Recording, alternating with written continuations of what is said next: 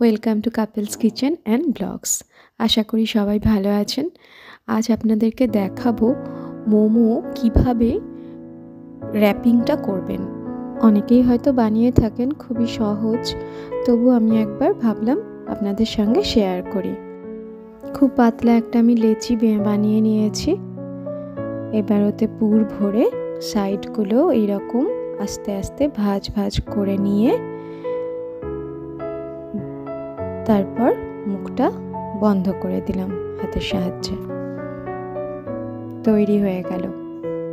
আটারও তৈরি করা যায়, আমি আজকে ময়দারই তৈরি করেছি। শুধু জল আর নুন দিয়ে কিন্তু খুব ভালো করে আমি মেখে নিয়েছিলাম। এবার এই দেখুন একদম পাতলা করে কিন্তু লেচিটা বানাতে হবে। এবার ওতে আবার পুর ভরলাম। খুব সহজ, আপনারা যে কেউ পারবেন। এই দেখুন ফোল্ড ফোল্ড করে নিয়ে এবার মুখটা আস্তে আস্তে বন্ধ করে দিলেই একদম রেডি। এবার 15 থেকে 20 মিনিট ভাপে বসিয়ে দিলেই একদম রেডি মোমো।